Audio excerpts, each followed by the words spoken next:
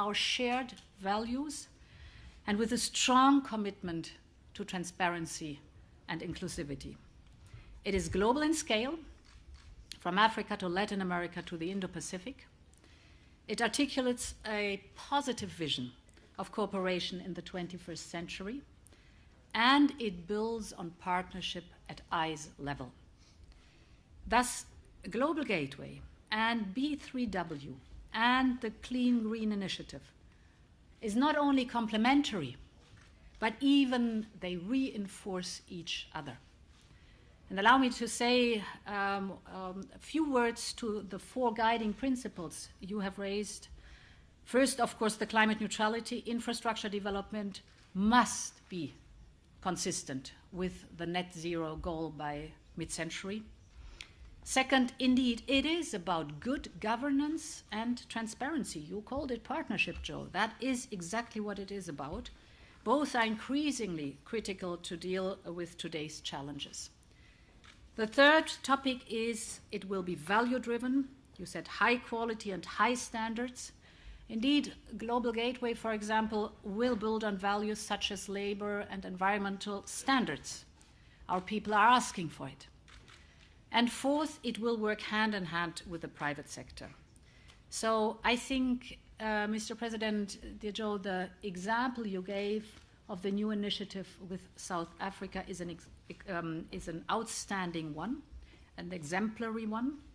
It's an excellent showcase, indeed, that the United States, the United Kingdom, Germany, France, and the European Union are together launching this Just Energy Transition Partnership with South Africa, teaming up with President Cyril Ramaphosa, financially supporting South Africa in making the transition out of fossil fuel and into clean energy.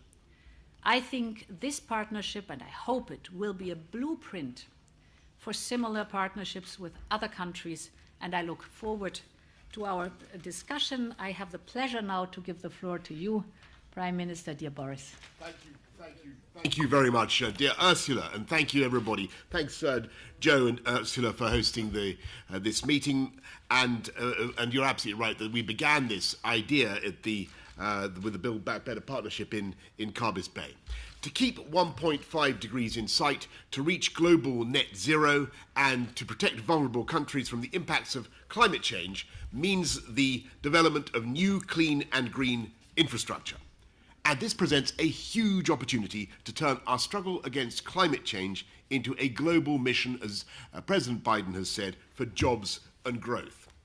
In the UK, through our net zero strategy, we are pioneering a green industrial revolution with public investment leveraging billions of pounds of private funding into whole new industries, from offshore wind to carbon capture and storage, allowing us in the UK to level up our whole country with thousands of good new green jobs. And by partnering with developing and emerging economies to invest in climate smart infrastructure and meeting our $100 billion climate finance commitment, of course, we can go on to unlock trillions, whether it's tens of trillions or hundreds of trillions, as Mark Carney would say, of private finance to do something similar around the whole world. So our pursuit of global net zero can drive global levelling up, helping developing economies fast-track their way to a more prosperous, clean and green future. So the UK wholeheartedly supports the principles that President Biden has set out, working in partnership to create the highest standards of climate-resilient infrastructure, rooted in our shared democratic values of transparency, inclusivity, collaboration, and led by the host countries, responding to their needs. And I welcome the work of Mark Carney and others on creating what we call country platforms to help connect the pipelines of green infrastructure projects with the vast private capital looking to invest in net zero. The UK is proud to contribute to these efforts today with our Clean Green Initiative, as you say, Ursula. By taking our green industrial revolution global, we're investing over £3 billion and mobilising a similar amount of private finance to support technologies like drought-resistant agriculture, where investors have been reluctant to take the risks alone. We're investing in green bonds for renewable energy in Vietnam and solar power in Burkina Faso, Pakistan, Nepal and Chad. We're offering guarantees to the World Bank and the African Development Bank to unlock up to £2.2 billion of new finance for green infrastructure across India and Africa.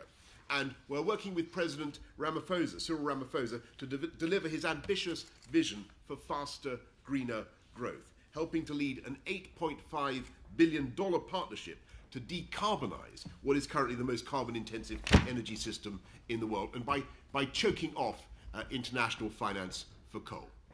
I look forward to working with you all as we take forward these investments in clean, green infrastructure. And this is like one of those moments in the story of humanity when everybody is making the same intellectual breakthrough at the same time in seeing the way forward, in leveraging in private finance. We have the Global Gateway, we have the One Planet Initiative, I think from Emmanuel, we have the Sustainable Markets Initiative from the Prince of Wales, we have our Clean Green Initiative, we have Build Back Better World, we have GFANS from Mark Carney.